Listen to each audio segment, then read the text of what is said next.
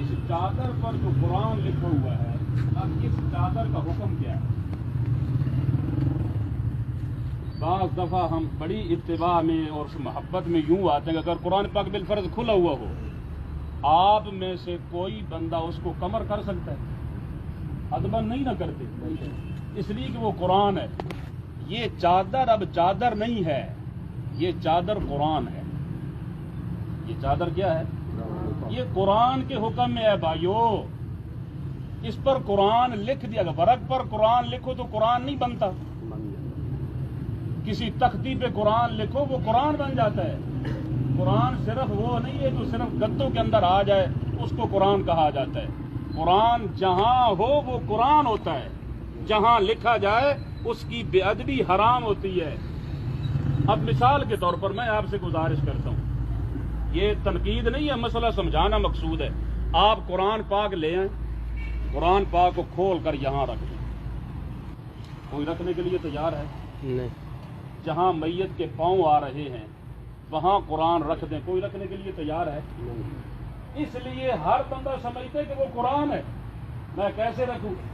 اس کو آپ قرآن کیوں نہیں سمجھتے یار؟ اس پہ قرآن نہیں لکھا ہوا۔ یہ دیکھو، یہ آپ کے سامنے لکھا ہوا ہے سورہ کیا نام اس کا، آیت الکرسی، یہ چاروں کل لکھے ہوئے ہیں اس کے اوپر۔ آپ اس کو قرآن کیوں نہیں سمجھتے؟ اس سے فائدہ تو نہیں ہوگا، فائدہ نہیں ہوگا۔ اگر فائدہ ہوتا تو یہ آج تک باتیں کتابوں میں درج ہوتی، فائدہ نہیں ہوگا، ڈالنے والے بہرحال گناہگار ہوں۔ اس لیے کہ قرآن کی یہ بے ادبی ہے اور ہم اس کو کرتے ہیں محبت میں آ کر۔ بہت سارے حضرات میری مسجد میں آتے ہیں، پوچھتے ہیں کہ وہ جی چادر جو لکھی ہے وہ کہاں ہے؟ تو میں ان سے عرض کرتا ہوں وہ چادر کیوں ڈال رہے ہو؟ سادہ چادر میت پہ کیوں نہیں ڈالتے آپ؟ قرآن ویسے اگر ورقوں کے اندر ہو، کیا ورقوں کو آپ علیحدہ الگ میت پر ڈال دیتے ہو؟ نہیں ڈالتے۔ چادر کو کیوں ڈالتے ہو جو قرآن پاک سے لکھی ہوئی ہے؟ قرآن پاک درج ہے وہاں، تو جہاں قرآن کے الفاظ لکھ دیے جائیں، سورت لکھ دی جائے، آیات لکھ دی جائیں بھائیو، وہ قرآن کے حکم میں چلی جاتی ہے، وہ تو قرآن ہے۔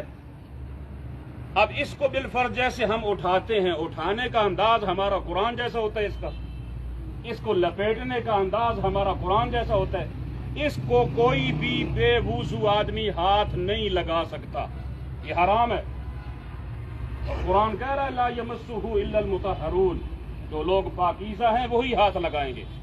اگر بے وضو آدمی ہو اس کو لگا نہیں سکتا ہاتھ۔ اسی طرح آپ جب مسجدوں سے یہ چادریں لے آتے ہیں اس وقت وہ لوگوں کا وضو ہوتا ہے، کن کا وضو ہوتا ہے؟ کوئی وضو نہیں ہوتا۔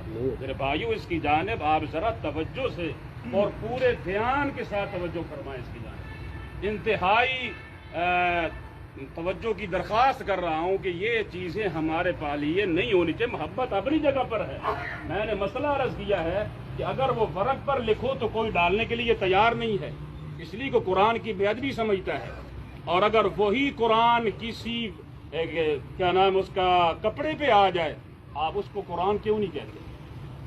اس کو کیوں نہیں چومتے آپ؟ اس لیے کہ ہم نے یہ سمجھ لیا ہے کہ یہ چادر قرآن اب نہیں رہی۔ آئیو، یہ قرآن ہے، اس پہ قرآن کی آیات لکھی ہوئی ہیں، پوری صورتیں لکھی ہوئی ہیں، یہ قرآن ہی کے حکم میں چلا گیا ہے۔ اب اس کو کوئی بے ادبی کے ساتھ نہیں اٹھا سکتا، کوئی بے وضو اس کو ہاتھ نہیں لگا سکتا، کوئی بھی پاؤں کی جانب، مثال کے طور پر زندہ آدمی ہو، زندہ آپ سو رہے ہیں، پہلے آپ ڈالیں اپنے اوپر کوئی دوسری چادر، اس کے بعد پھر وہ چادر ڈالیں جس کے اوپر قرآن لکھا ہوا ہے، وہ ڈالنے کے لیے تیار ہے؟ نہیں تیار۔ اس محبت میں یہ انداز اچھا نہیں ہے۔ محبت کیجئے، اللہ ذوالجلال والاکرام اس محبت میں اور اضافہ نصیب فرمائے۔ قرآن پاک کے ساتھ محبت کیجئے، لیکن ذرا سنجیدگی کے ساتھ بہت سوچئے۔ یہ نہ کہنا کہ یہ مولوی نے نیا مسئلہ نکال لیا ہے، یہ نیا مسئلہ نہیں ہے، میں قرآن کی بات کر رہا ہوں۔ صرف ہمارا دھیان اس جانب نہیں ہے، میں تو صرف آپ کی توجہ وہاں مبذول کروا رہا ہوں۔ بھائی ذرا توجہ کیجئے، دھیان کیجئے کہ ہم کیا کر رہے ہیں۔ اس سے ان چیزوں کا فائدہ نہیں ہے، نقصان ہمیں ہوگا بے ادبی کی وجہ سے۔ اللہ تعالی ہم سب کی مغفرت بھی فرمائے، ہمارے بھائی کی بھی اللہ پاک مغفرت فرمائے، ان کے جتنے بھی لواحقین ہیں، بیٹے ہیں، بیٹیاں ہیں، ماں باپ جو زندہ ہیں، رشتہ دار ہیں، اللہ تعالیٰ سب کو صبر جمیل نصیب فرمائے اور آخرت کی منازل اللہ پاک ان کے لیے آسان سے آسان تر فرمائے۔ اب آپ کی مرضی ہے، اس کو جہاں آپ ڈالتے رہیں، کیونکہ میں نے تو ڈالی نہیں ہے، نہ میں اتاروں گا۔ حضرات محترم، مرحوم رو سلیم کا اگر کسی کے ساتھ لین دین